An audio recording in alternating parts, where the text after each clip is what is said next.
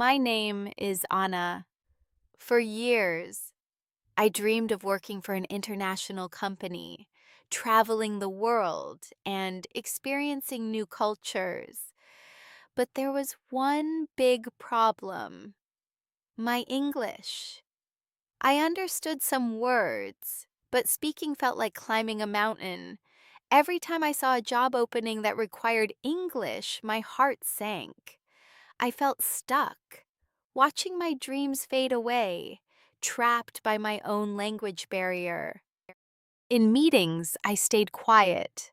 I had ideas, good ideas, but I was afraid to share them.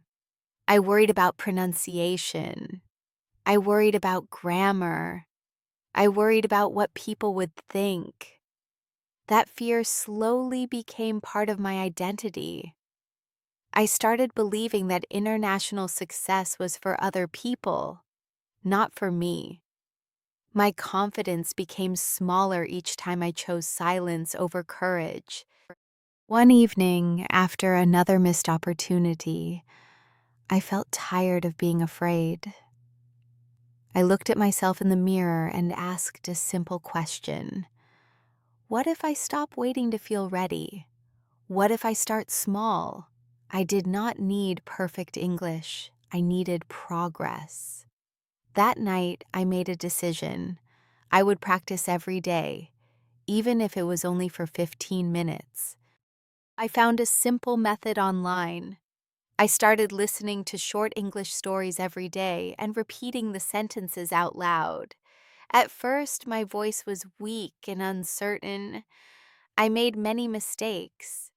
Sometimes I laughed at myself. But I kept going. 15 minutes every morning became my new routine. It was not dramatic, it was not impressive, but it was consistent. After a few weeks, something small changed. I could understand more without translating everything in my head. My pronunciation improved little by little. I started reading graded readers before bed. Then I added short videos with subtitles. My ears became more comfortable with the rhythm of English. I still made mistakes, but they no longer felt like enemies. Confidence did not arrive suddenly. It grew quietly. One day during a team discussion, I decided to speak.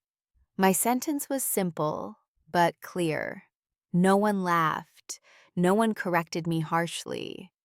In fact, my manager thanked me for my contribution.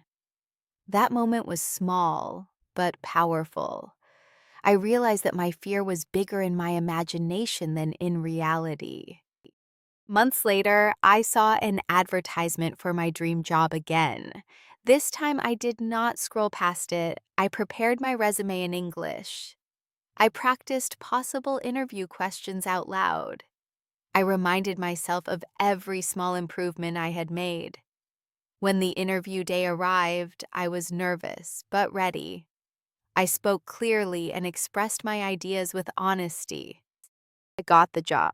When I received the email, I cried, not because of the salary or the title, but because I proved something to myself. English was not my enemy. It was a skill I could build. Today, I travel, meet people from different countries, and work on international projects. English did not just open doors, it opened my world.